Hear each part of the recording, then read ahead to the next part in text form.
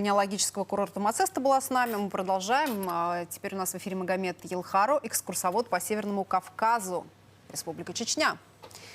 Здравствуйте, Магомед. Рад вас приветствовать. Добрый день, Оля, добрый день, Петр. Расскажите, да, у вас началась уже работа с начала К сожалению, судя по всему, нет. Позади Краснодара. Дело в том, что по предварительному плану, который был анонсирован на социальных сетях от имени правительства, открытие гостиниц и пунктов общественного питания у нас планируется 15 июня. Насчет санаторно-курортных учреждений у нас их 2. Я пока не слышал, что им тоже разрешили. Они находятся у нас в Серноводске. Пока как мы готовимся к сезону. Дело в том, что правительство постоянно из-за ситуации с пандемией меняет правила игры. У нас, в принципе, 27 мая должен был быть начаться второй этап послабления карантинных мер. 27-го они промолчали.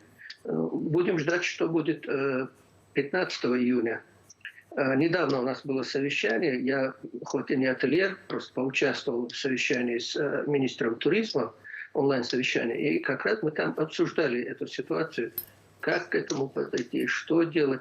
Надо отдать должное нашему Минтуризму. Все предложения ательеров и пунктов общественного питания, которые мы скомпоновали в начале этой пандемии, были отправлены для утверждения правительства. Они все одобрены, кроме того, чтобы нам отменили коммунальные платежи.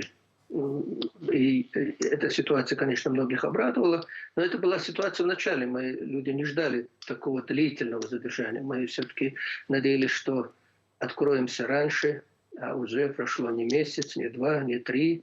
И, как говорил предыдущий эксперт, многие отели даже и боятся открыться, потому что они потерпят больше убытков, потому что уводить весь персонал и учитывать все условия Роспотребнадзора, это слишком накладно, и вряд ли те доходы, которые будут от гостей, они будут оправданы.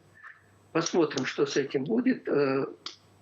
Если говорить не отельном бизнесе, если говорить конкретно о том, о чем я занимаюсь, то есть об экскурсиях, то тут тоже есть нюансы. Например, больше 30% моих гостей это были транзитники. То есть это люди, которые на автомобилях ездят по разным регионам. Ну и представьте себе ситуацию. У них справка там за 2 дня до отъезда.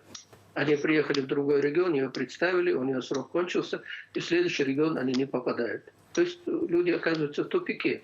То есть Северный Кавказ, он очень сжатый. Тут до Ингушетии 60 километров, до Дагестана всего 70 километров. И люди обычно рассчитывают, чтобы посетить все 3 республики.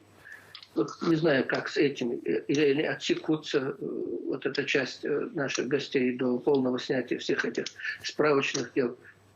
Как будет ситуация? Магомед, да, скажите, пожалуйста, вот с другой стороны, по поводу картины спроса. Все-таки такие мы вот выяснили за этот час, такие странные и суровые условия отдыха.